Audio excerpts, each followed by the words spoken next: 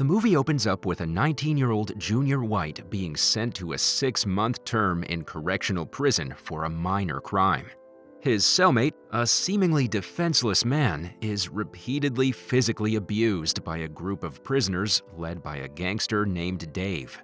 After settling into the harsh prison routine, Junior crosses paths with Brendan Lynch, a man infamous for his violent armed robberies. However, Brendan is also a very intelligent man and is currently immersed in a game of correspondence chess with someone named Sam. As Junior walks by the scene, he notices an unexpected checkmate. Although skeptical, Brendan invites Junior to demonstrate his move. When Junior does so, Brendan is impressed with his sharp mind. However, he does not express it and dismisses the checkmate as a fluke. Junior also does not reply and simply goes back to his cell. There, he finds his cellmate desperately making a makeshift knife from a toothbrush as he's sure he will be assaulted by Dave again. This makes Junior feel bad for him, so he decides to take action. The following day, when Dave enters their cell to abuse the man, Junior bravely intervenes. This triggers a struggle that lands him in solitary isolation as punishment. Unfortunately, despite his intervention, his cellmate falls victim to further abuse. The continuous attacks ultimately drive him to a suicide attempt with a makeshift weapon. When Junior finally returns to his cell, he finds the man choking on his blood. He frantically calls for help, but the cellmate does not survive. Days later, Dave and his group try to assault Junior, but Brendan, alongside his crew, Sterlo and Merv, save him in the nick of time. Brendan and Junior then strike up a deal which will benefit each other. The continuous attacks ultimately drive him to a suicide attempt with a makeshift weapon. Perform whatever tasks are asked of him. Several months later, Junior gains his freedom after his prison term comes to an end. Straight away, he heads to meet a powerful crime boss named Sam, the guy who was playing chess with Brendan. Sam, alongside his nephew Josh, welcomes Junior into their group, providing him with an apartment as well as a briefcase of Brendan's belongings. Within the case, Junior finds fake passports, new clothes, and a pistol. That night, a beautiful young woman, Tasha, comes to his apartment. She brings cash and a cell phone for receiving vital instructions with her. After handing them over to Junior, she immediately leaves. In the next scene, Junior finds himself at the trailer of a man known as Private Wilson. Here, under Sam's guidance, Junior obtains a variety of illicit assault weapons. Private Wilson also teaches him how to handle those weapons. His next stop is a business that provides helicopter tours. Junior forcibly takes over a helicopter and orders the pilot to head to the prison where Brendan is. In the meantime, Brendan and his pals have taken charge inside the prison, grabbing a guard as hostage. They're waiting for Junior to arrive so that he can rescue them. Soon afterwards, the helicopter lands and they quickly climb in, leaving behind the hostage. They fly a long way and finally touch down in a distant city. Then they get into a car and escape, leaving the pilot unharmed. On the way, a radio broadcast reveals a dark secret about Merv. He assaulted a schoolgirl years ago, and that's how he ended up in prison. Merv had always hidden this fact from his cellmates. Upon hearing this, Brendan violently confronts him before kicking him out of their gang. The remaining trio, Brendan, Starlo, and Junior, head back to the apartment, assessing the space. Brendan thinks that the apartment would leave them vulnerable in the event of an attack. Hence, they make a decision to relocate to a safer location. Following this, they travel to Sam's fancy home, where they're picked for a job. They are also to steal gold from a bank in Kalgoorlie, and the reward could get them a huge amount of $1 million. While at Sam's big house, Junior spots Tasha again. He tracks her to the pool and tries talking to her, but just then, Josh arrives and shoves him into the water. Junior isn't able to swim, so he starts struggling, but thankfully, Tasha comes to his rescue. Feeling bad for him, she invites him to a Chinese restaurant for dinner. Later, during dinner, Junior asks why Tasha stays with Sam when she could use her fancy car to get away. She answers with a scary story about what happened to the last girl who tried to run. She was hunted down and killed. The The following morning, Brendan expresses his anger about the previous night's episode involving Junior and Tasha. He insists that Junior can't let a woman distract him from the task at hand. Soon, they relocate to a new hideout arranged by Sam, a place that finally offers them the safety they need. From there, Brendan and Junior travel to Kalgoorlie, checking out the area and making plans for their heist. Brendan makes it clear that Junior will be responsible for handling the hostages. He outlines how Junior should control the situation if a hostage attempts to sound an alarm. As night descends, they find themselves at a local rally racing event. The victor, Chris, is a friend of Brendan's and is subsequently recruited for their heist. Back at Sam's estate, tensions run high as they map out the details of the heist. A struggle erupts between Junior and Josh, but it's quickly calmed by Brendan. Leaving the heated discussion, Junior finds his way to the bar. He once again sees Tasha there, having a hard time with some rude customers in a private area. Junior feels bad for her, so he impulsively takes out his gun and threatens the men to leave. However, this only enrages Tasha, as she fears Sam will find out about this. To make things right, they plan to see each other at a spot by the lake close to where Junior is living right now. That night, Junior opens up to Tasha about his childhood experiences. He shares how his careless parents didn't look after him and how he was bullied at school.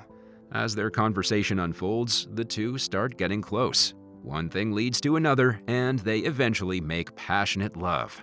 Early the next morning, Tasha gives him her good luck charm necklace, and Junior promises that after the heist is done, they'll start a new life together.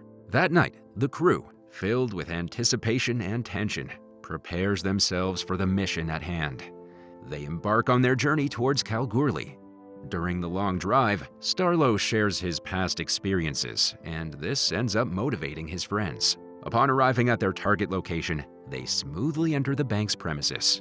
As assigned, Junior slips into the ventilation shaft situated above the room where the gold is processed. Then, all the others assume their positions, lying in wait until the next morning.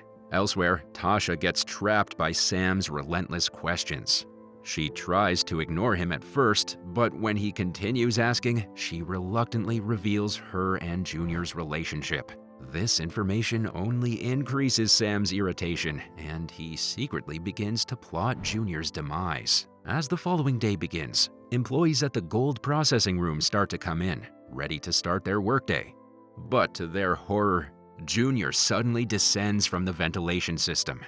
He quickly brings out his gun and threatens the workers, preventing them from sounding the panic alarm. This clears the path for the rest of the crew to slip in undetected. Once inside, Brendan takes the lead and compels two employees to carry out the process of turning the flowing liquid gold into solid, valuable bars. In the midst of this high-stakes operation, chaos breaks loose. Seemingly without warning, Josh pulls the trigger and shoots an employee's leg. He attempts to justify his hasty action, claiming the worker was trying to make a move towards the door. But a furious Brendan is having none of it. He teaches the thug a lesson by punching him hard in the face. Unfortunately, the damage has already been done, as soon afterwards, police sirens are heard from a distance. Brendan, along with the rest of the crew, load up 6 bars of gold and start their exit plan. Using hostages as human barriers, they stop the police from firing their weapons. Then, they sprint towards their getaway vehicle and escape from there. But the cops aren't going to give up so easily, and they start chasing after the thugs. Just as Brendan and the group escape the edges of Kalgoorlie, Starlo is hit by a bullet, ripping through his abdomen. Blood begins to pool around him, and the injury is severe. Eventually, Chris manages to outsmart the cops with a sharp maneuver that causes several police vehicles to crash into each other. But at this point, Starlo realizes that he won't make it. With his last breath, he asks for his share of the stolen gold to be given to his little daughter. The group is devastated by his loss, but they have no choice but to move on. Later, they hide their vehicle inside a truck and head towards Sam's location. Sam instructs them to dispose of the car and get rid of any evidence. Heeding the order, Brendan and Junior torch the car with Starlo's body still inside before throwing it off a cliff. Meanwhile, one of Sam's henchmen, Ken, sees Tasha packing up her bags and grows suspicious. He immediately confronts her, causing a fight to break out between the two. Against all odds, Tasha actually dominates him and ends up knocking him out. On the other hand, Junior and Brendan discreetly make their escape from Sam. They visit a grave where Brendan has stashed some money. They know that Sam is going to convert the gold into cash in Melbourne, so they pack their bags and prepare for a journey towards the same. Later, Junior and Tasha reunite on a train bound for Melbourne. Upon reaching Melbourne that night, they find a motel to stay in. While watching the news, they discover that they're being singled out for the Kalgoorlie heist. Curiously, Sam's name is nowhere to be seen, suggesting that he may have manipulated the situation in his favor. The next day, Brendan hands a portion of the money he dug out from the grave and orders Tasha to hand it to Sterlow's family. Just as she leaves the motel room to do so, Brendan has a heart-to-heart talk with Junior. He cautions him that Tasha could prove to be a roadblock in their future plans because of her past relationship with Sam.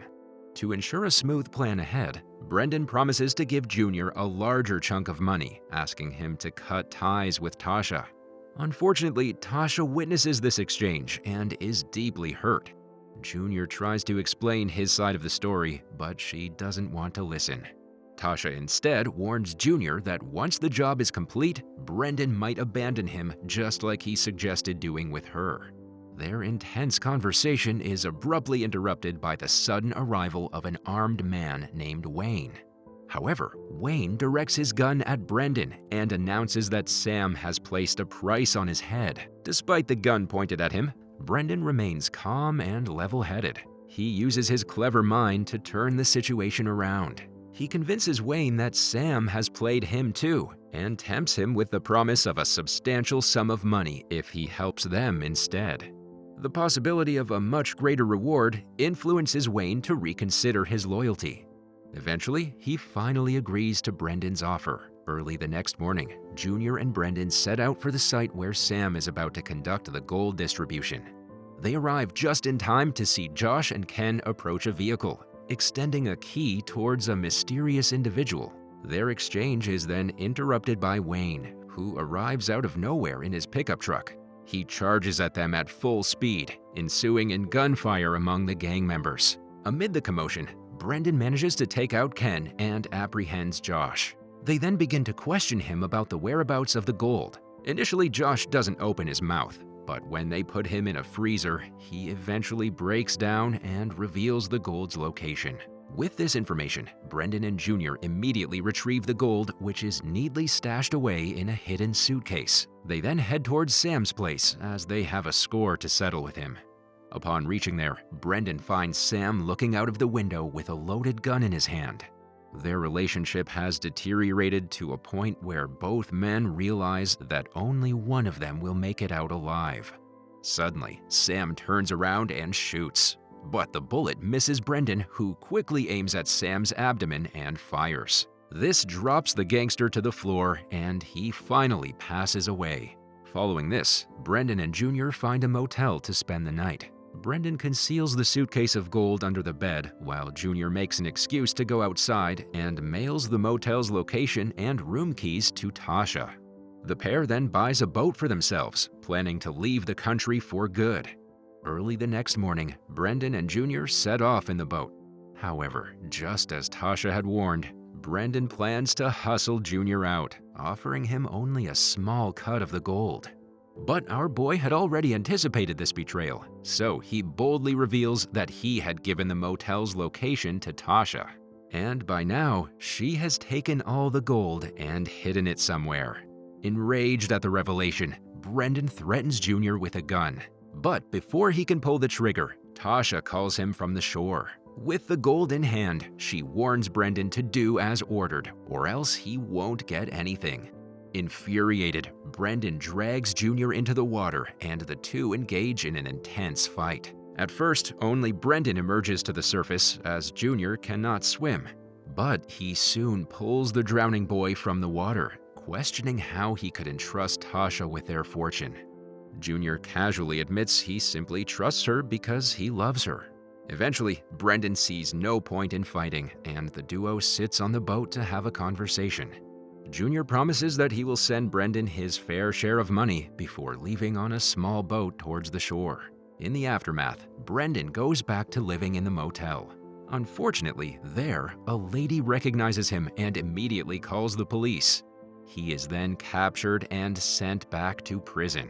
Months later, he receives a letter from Junior detailing the location of his share of the gold. Included in the letter is a picture of pregnant Tasha. The movie closes with Brendan gazing out of the prison window. He has a smile on his face, indicating that he's hopeful of a brighter future.